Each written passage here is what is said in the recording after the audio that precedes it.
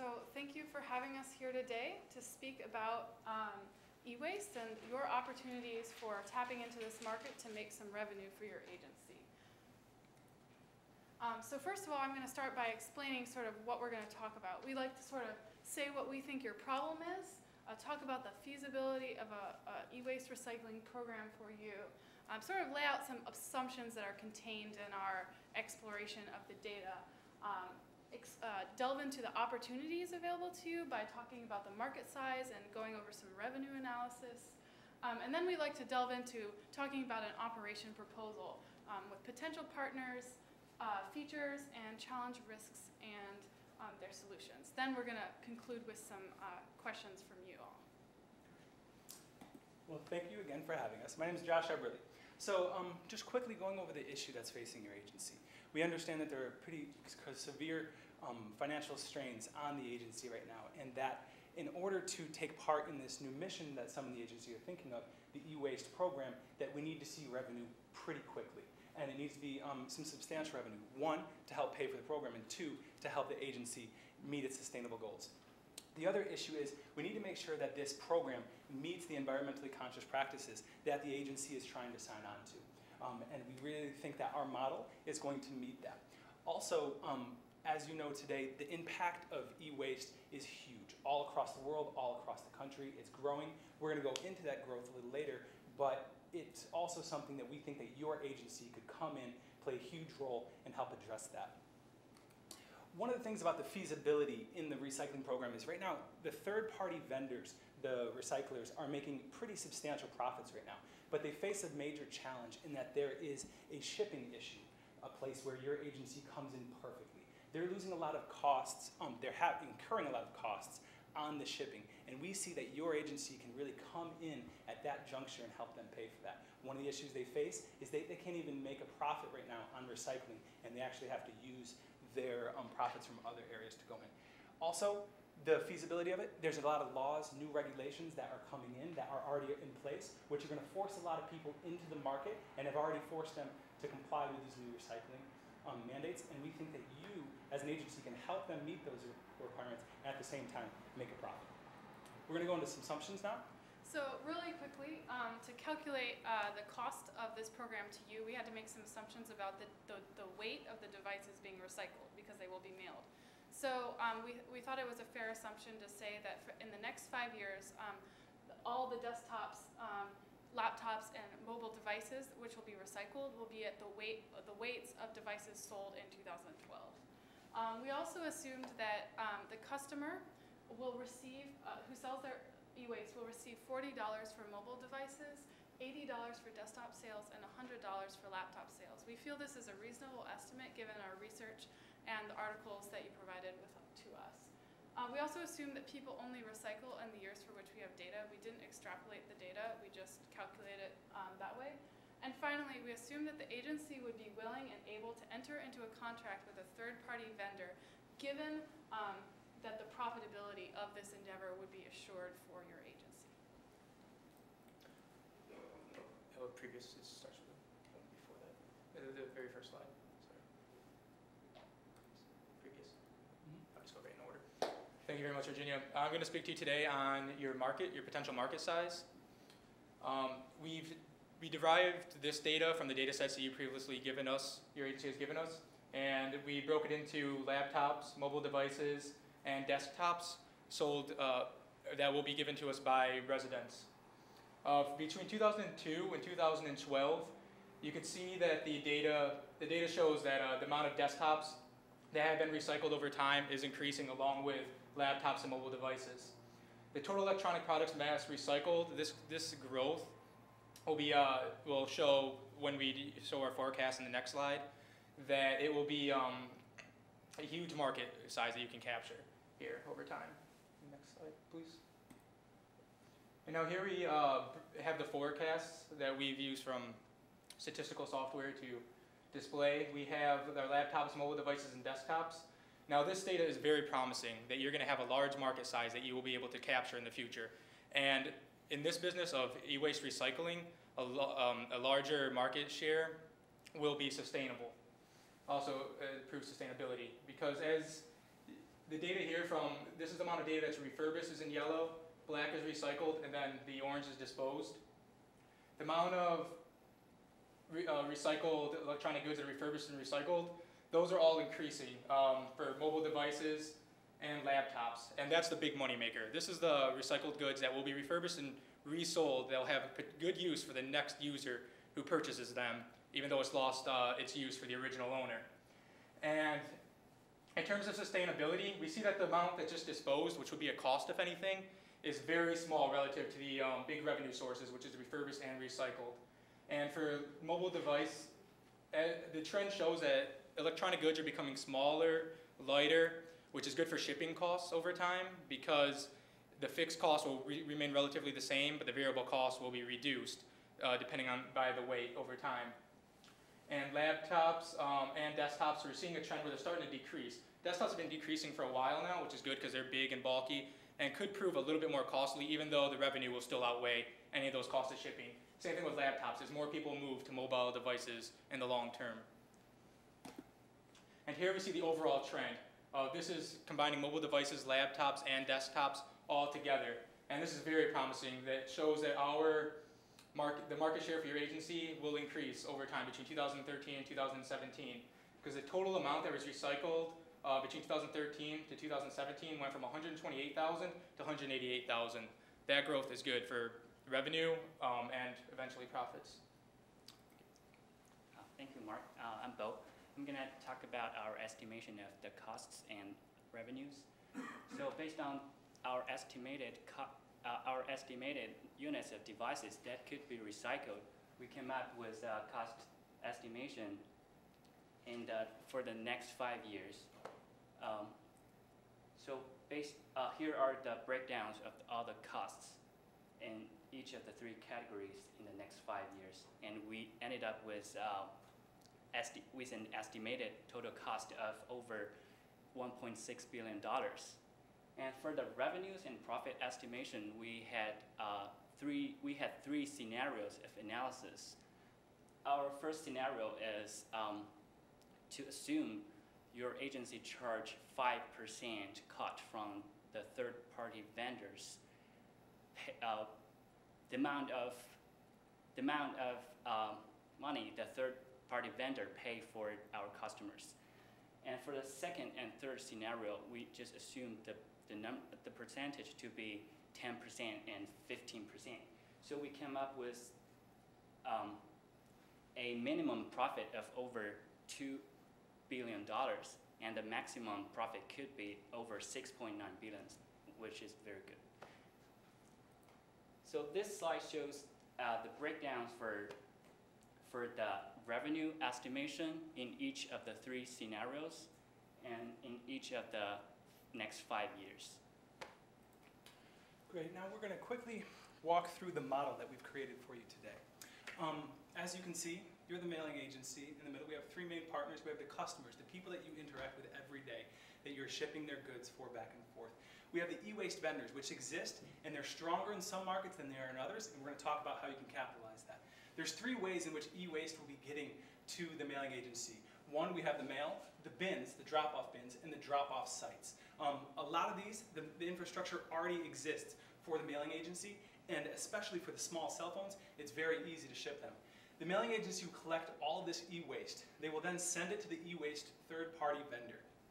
One of the things that we always have to keep in mind is that this fee for shipping, this is the fee that we're going to get regardless of how much they sell the profit for, and that'll be the 5%. That's going to be coming to us from the money that they send back to the e-waste. The e-waste vendor sends back to the customer. So let me just explain a little bit about this because I can understand that this is complicated. The e-waste vendor, what they do right now is they get the products from the customers and then they write them a check for how much it's worth. If the cell phone can be resold for $65, they send that $65 check back to them, taking a cut for themselves. That's where we would get our 5%, this fee right here. Now, in the model that we have set up, the customer can have 3 options. They can either have the check written back to them, they can donate it and say, I don't care what happens to this cell phone. In that case, whatever the profit is, that money comes directly back to our agency and can help really grow revenues. And that is an extra piece that that is beyond the fee that we calculated. The third thing is that to be socially conscious in green movement, the e-waste vendor, the customer can choose to have the check not given to themselves or to us, but to you rather, it can send it to a charity. And that way, the charity then will send them back a tax deductible check. They can deduct that from their taxes at the end of the year. And it's a great way in which to support the mission of sustainability. Now, with these e-waste vendors, they give them out to 3 places. As you've heard, they resell on the global secondhand market, they recycle or they dispose, or they refurbish them. The last 2 are the biggest profit makers. And this area right here between the customers and the agency is where we can lower the cost for the e-waste vendor. And with our reach, we can really expand that market to get out, to have them give us that 5%, because they'll know that they can reach so many more customers that way. Thank you, Joshua, and I'm Shu. And I'll explain a little bit about potential partners. And we have mainly 2 categories of them. One is charities like Red Cross environmental protection groups, and they can do marketing for us. And instead, by having their logos or brand names on our drop-off sites and bins, and we can also do marketing for them. And the second is state and local governments, and we can use their websites to promote our programs. And if these partnerships are successful, and we can expand our partners to like large residential building offices. And the next slide. You got it. Thank you. And now I'll talk about something about challenges and risks. And the first one is awareness and education. Well, many people now rather prefer just keeping their devices as backups or just for the storage of information. And we need strong incentives for them to encourage them to get involved in our program. And we mainly have 3 incentives. The first one is the money check. And the second one is since that we have cooperation with charities, and it will make people feel that they're doing the good things for other people. And also the third incentive is we can give small gifts with our cooperators' logos, brand names on it. And the second is that we must ensure that charities receive enough money to guarantee that they do the marketing for us. I think in this part we can do some market research and by data collection, and we can get some feedbacks from our customers to see whether our design works or not. And basing on this information, and we can decide our later steps. And the third is that we should ensure that third-party vendors comply with environmental regulations. And fortunately, we have strong customer touch, and we have appealed to the third-party vendors, and also the 2015 EPA regulations and state regulations will enforce compliance. And the last one is the infrastructure of the program. Well, it's a program around the whole country. It's kind of huge, but fortunately, we have more than 1,000 retail stores around the United States, so it won't be a big problem. And also, we can have cooperation with small startup costs partner with NGOs and not-for-profits, and this can also increase our sites for drop-off. And so the features of our program is mainly low cost and environmentally green. So, and now we are ready to take your questions. Thank you.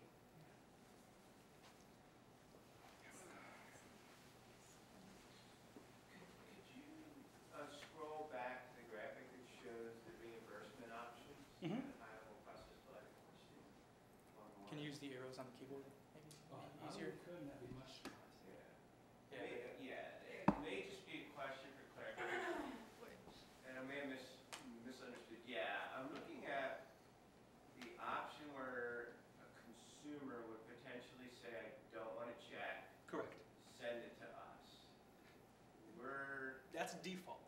So just to explain that, if they just want to get rid of their device and they want to comply with the state regulations which are going to be forcing them to recycle these goods, and they want to send them to these third-party vendors through forms that we have printable online or that we can send to their house, which will be at minimal cost for us, but great profit, that will then come back to us, or they can decide that they can check a box saying, I don't care what happens to the cell phone, and that way, no matter what the profit that the e-waste vendor was going to send to them, will then come to us. But does that, I don't think that quite answers your question. Can you go into a little bit more in depth? I'm a little curious as to how the public will perceive such an option. And to me, it seems a bit like we will be asking the public in some sense to bail us out of our financial Well, just to circumstance. clarify, some people might not be able to, or might not have the time to print off their forms. So it's also an option for those who want to recycle. We're giving them the opportunity to comply with the law by recycling their forms. And so while they can fill out this form, we will still take their cell phone or mobile device, laptop, computer, even if they don't fill out the form. And in that case, the money will go to us. The customer has three options. They can either donate to a charity the amount of money, or they can receive their own check, or they can just refrain from doing anything and just drop off their item. Yep. Okay, no, I get that. I'm just wondering about the public policy. No, and the public, that's a legitimate point. And you know, if you're concerned with that, we would definitely probably take that out, because we don't want to have this perception around that we're bailing you out. And what we could do is that could just be the default manner, and it's not going to be a statement that the agency puts out or a statement that we would ever put out. It's just what will happen is if someone comes to your post office, comes to your agency and drops off a cell phone, and they don't fill anything out, that's literally the gold in the cell phone and whatever else that can be resold for, that's 100% profit to you. And so we wouldn't have this explicitly on the printout form, but it could still be, this cost will still be coming back to you. If someone drops that phone off, you're still going to get this money. But that's a really good point. Okay, no, thanks. Can I just? Oh, sure, yeah. Because we've done market research for this amount of money, the use of this amount of money internationally. In some other countries, some agencies would use that amount of money to plant a tree. So that just to give the customers a promise, we're doing something good. We're not just to use that money for our profits. We're doing the sustainability development. We're doing good for the society. Thank you. So, you cited figures in terms of what you estimated for mobile devices, desktops, and laptops, what you can expect to collect, $40 for mobile, $80 for desktop, $100 for laptop. How did you come up with those figures? Do you want to go to the previous? Yeah, Yeah. those are averages. They're not, when they're, so I guess start here. If they send their device to be reused, say it's a Galaxy or an iPhone, they can send it and they can sell it in a market for a huge profit, like $200, $300 depending. But then you have your sort of classic flip phone, which might not sell as much. So this is really an average where you take both ends of the spectrum. The company that is the e-waste vendor is still making quite a substantial profit, but they're still going to pay their customers. So in the articles we read, they actually suggested that the average was around 60, but we thought that we wanted to be a little bit more conservative because we know your financial situation. Yeah. So Well, specifically, I understand for the mobile end, but I'm more concerned about the desktop and the laptop estimates, because did your research suggest that because your numbers would suggest that there's a large market for reselling laptops and desktops based on the values you're estimating. Is that what your research showed? yeah, I think Especially Jeff can overseas, speak more to this. and that's going to be a cost for the e-waste vendor to send overseas. But even here locally, the used laptops, the used desktops, that's something that we looked into and found that after especially refurbished ones, that's where they're getting the biggest profit for the laptops, for the desktops. And that cost we thought was fair because, again, with a lot of the laptops, there'll be something very small broken on it. A broken screen, a broken CD player, we don't do floppy disks anymore, and they will be sending it back to the refurbisher. That repair will be $20. That laptop's worth $800 still. That's where we kind of came in with that estimate right there. The person's going to be getting quite a big check for that MacBook or something like that the refurbisher can fix for very low costs. And again, though, sometimes you're going to get one that's worth nothing.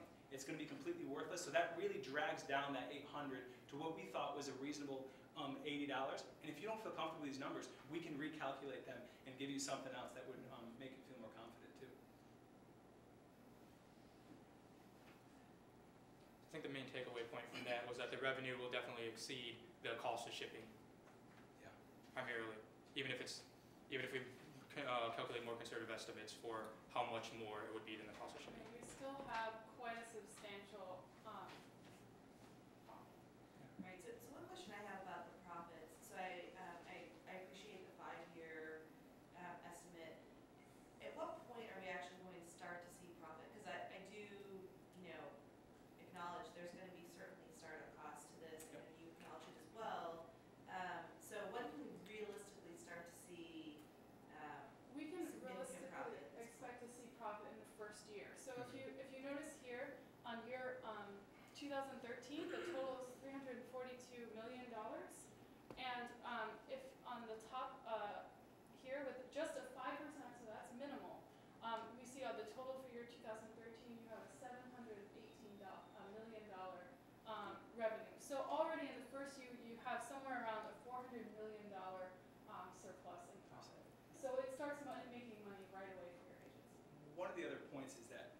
concern about, is this actually a problem? This is a big risk, a $1.6 billion risk.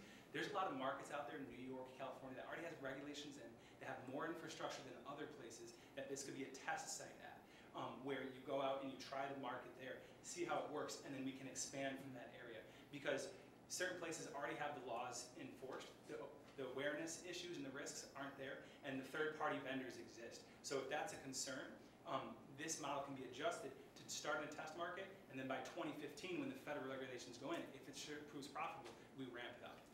Plus, the costs are all cumulative. It's as your agency would receive electronic good that would be recycled, and you would ship it off. So it's over time, the amount of cost over the entire year, rather than a down payment or an initial investment.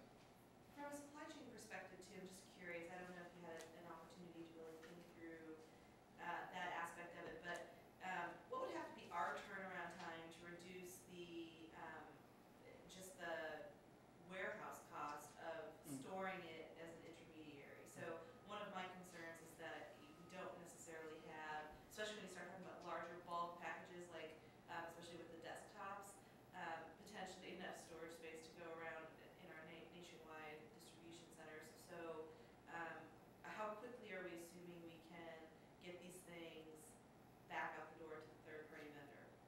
Well, to begin with, I'd like to point out just real quick that while you're right to point out desktops as an issue, we do see a decline in the amount of desktops being purchased and the weight of them. And so while that is a valid concern, you can also be content for the sustainability of this program. Desktops are on the decline and mobile devices are on the way up.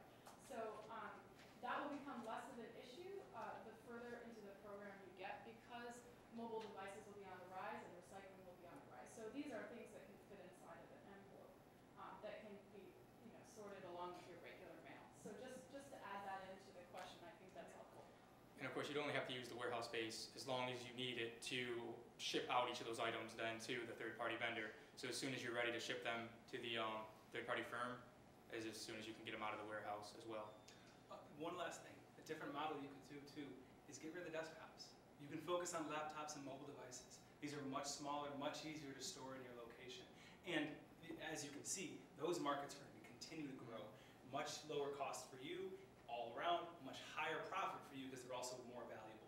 So that's another model that we could work with. So yeah, to go off of Josh's point here, you can see that cell phones comprise the vast majority of your possible revenue sources. So I have one last question. One of the things the client, I think, had mentioned was that that there was competition already in this market, and it was important to differentiate this service. How do you think your service is differentiated From the other services, that, like a Best Buy kind of, where they like take the Giselles of the world, or whatever it might be as far as recycling e-waste? The way in which we see ours is different is our reach. We have such a reach into the market right now that they can't get, and that's actually their biggest concern. When we were doing some of our research, their big issue was getting these products shipped back and forth, the cost that comes to them, which we can help lower because our agency is the expert in that. And then two, our base. Like, we have customers, as you know, all across the country. And so we feel for them, what the niche is, that they're going to want to partner with us. We're not going to replace them. We're just this middle agency giving it to them, and they're going to give us this 5%, or give you rather, the 5%, because their customer base is going to go through the roof. Their costs are going to go down for the shipping, and that's, I think, how we get in and say, listen, we want to partner with you. The agency's doing this, the charity's doing this, and really move into the market that way. We think you're in a perfect spot for that too. Additional point, I think, is your agency has thousands of retail centers across the country, and your agency also has many workers across the country that deliver mail on a daily basis. And so one of our ideas actually was to create an agency button campaign where workers in your agency would wear a button saying, ask me about recycling your cell phone, ask me about recycling your desktop computer. And so raising awareness by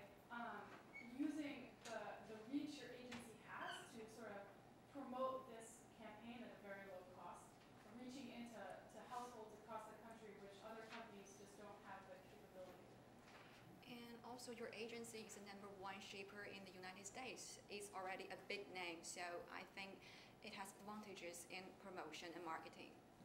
And your REITs also gives a lot of convenience for the residential individuals who want to then recycle their products because they can just drop it off, they can leave it on the doorstep and be picked up. And also your public-private partnership that you have with a third-party vendor, be able to have like a division of labor there where you have that kind of reach. You're able to do what's really expensive for them to do, so the third-party vendor can now focus on giving more of the share of their profits that they get to the individual residential individual to then receive a commission from their sale that they wouldn't be able to provide them in the first place if it wasn't for that good division of labor that cuts costs dramatically, improves efficiency in the process. So I think we're just about out of time. So And- thank you guys very much. Hey, thank you so Thank you. much. Let us know if you have any questions. Please get in contact with us, and we'll be here for you. Thank you. Thank you. Thank you. Okay.